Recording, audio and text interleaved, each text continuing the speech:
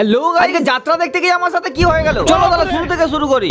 এখন বাজে প্রায় সন্ধ্যে 6টা আর আমাদের পখন্ডা গ্রামে আছে বিখ্যাত যাত্রাপালা। আর আমার যাত্রা দেখতে বেশ ভালোই লাগে, তাই ভাবলাম আমার চাইনিজ কোম্পানির মানি ব্যাগটা নিয়ে বেরিয়ে পড়ি। এইদিকে আমার বন্ধু ফোন করে বলছে বাড়ি থেকে কিছু খাবার নিয়ে নিতে, তাই আমার এশিয়ান পেন্টের গুপ্ত লোকার থেকে বস্তাখানেক ফ্রাইড রাইস নিয়ে নিলাম। তার সাথে নিলাম 1 বোতল পিউরিফাই করা 30 ফুটের কলের জল।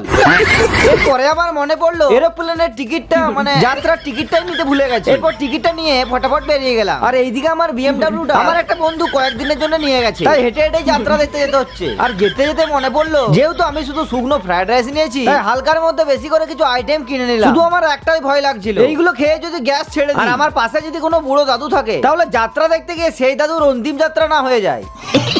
ফাইনালি আমরা যাত্রার প্যান্ডেলের কাছে চলে এলাম। আর এইদিকে এক ভলেন্টিয়ার দাদা মাইকিং করছে, কেউ যদি যাত্রা দেখে গেলেন গ্যাস ছাড়তে থাকে, তার পেছনে নাকি আমরা লাঠি গুঁজে দেওয়া হবে। এটাতে আপনার কোনো সিদ্ধান্ত নেই, কমিটির সিদ্ধান্তই নাকি চূড়ান্ত। ভলেন্টিয়ার দাদার এই ভয়ানক কথা শুনে ভয়ে ভয়ে এগিয়ে যেতে থাকলাম। এরপর টিকিট দেখে ভিতরে ঢুকে গেলাম। এখানে ঢুকেই দেখি বসার জন্য ব্র্যান্ড নিউ কন্ডিশনের আসন পাতা আছে, যেটাতে আপনার পশ্চাৎ থাকবে মাটিতে আর পা থাকবে চটেতে।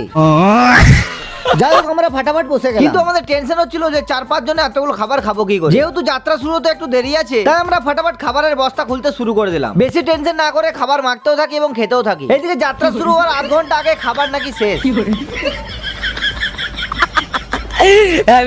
এদিকে যাত্রা স্টার্ট হয়ে গেল, কিছুক্ষণ পর শুনছি যাত্রা শেষ হয়ে গেল। কারণ আমার বন্ধু বলছিল আমি নাকি 3-4 ঘন্টা ধরে ঘুমোচ্ছিলাম। আর এদিকে যাত্রা নায়ক যাত্রা শেষ হওয়ার পর গান করছিল, আর আমি যে এতটা ফেমাস আমি নিজেই জানতাম না। আমি দাঁড়িয়ে আছি আর যাত্রা নায়ক আমার সাথে হ্যান্ডশেক করতে চলে এলো। তো আজকের ব্লগটা করলাম এখানেই শেষ। এখন আমি ঘর যাই, চলো টাটা বাই বাই।